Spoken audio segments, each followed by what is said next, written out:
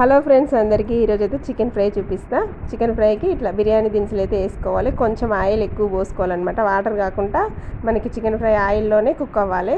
ఆ తర్వాత పెద్ద సైజు ఉల్లిగడ్డలు అయితే 2 తీసుకొని కట్ చేసిన, 3 పచ్చిమిరపకాయలు, ఇవన్నీ మంచిగా వేగనియాలన్నమాట.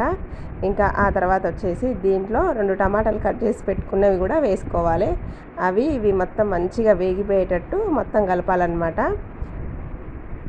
చికెన్ ఫ్రైలోకి కొంచెం కరివేపాకు కూడా వేసుకుంటే టేస్ట్ మంచిగా ఉంటుంది అనమాట. అందుకనేసి నేను కూడా కరివేపాకు అయితే వేసేసిన. కొంచెం ఆయిల్ ఎక్కువనే ఉండాలి.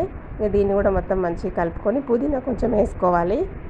ఆ తర్వాత 1 స్పూన్ అల్లం అనమాట, 1 స్పూన్ కూడా అల్లం కూడా వేసి తాలింపులో మొత్తం మంచిగా కలిసిపోయేలాగా వేగనియాలన్నమాట. ఒక 2 నిమిషాల పాటు మంచిగా అల్లం పచ్చివాసన పోయే వరకు వేగనివ్వాలి. ఇది మసాలా అనమాట. ఇట్లా మసాలా మంచిగా రెడీ చేసుకున్న తర్వాత చికెన్ వేసుకోవాలన్నమాట.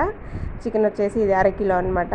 దీన్ని కూడా మొత్తం తాలింపులో కలిసేలాగా మొత్తం కలిపేసి మంచిగా వేగనియాలన్నమాట. చికెను మనకు వచ్చి తాలింపు వచ్చేసి అన్నీ వేసిన కదా, అల్లం అలాగే పసుపు కూడా వేసినండి. పసుపు వచ్చి స్కిప్ అయింది, పసుపు వేసిన.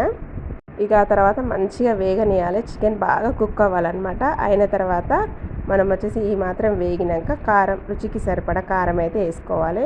నేనైతే ఆ స్పూన్ తోటి 3 స్పూన్ల కారం అయితే వేసిన. నాకు కారం ఎక్కువ ఉంటుంది, అది సరిపోతుందండి. ఎక్కువ తినేవాళ్ళు ఎక్కువ వేసుకోవచ్చు అనమాట. ఆ తర్వాత కారం పచ్చివాసన పోయే వరకు మంచిగా ఒక 5 నిమిషాల పాటు మంట తగ్గించి పెట్టుకొని చికెన్ ఫ్రై చేసుకుంటే చికెన్ ఫ్రై అనేది రెడీ అయిపోయినట్టేనండి. ఇప్పుడు వచ్చేసి దీంట్లో కొంచెం మసాలా వేసుకొని ఆ తర్వాత కొత్తిమీర వేసుకొని స్టవ్ ఆఫ్ చేసుకున్నామంటే చికెన్ ఫ్రై రెడీ అయినట్టే.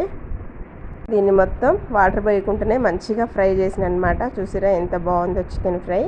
టేస్ట్ కూడా అంతే బాగుంటుందండి. మీకు నచ్చితే తప్పకుండా లైక్ అండ్ సబ్స్క్రైబ్.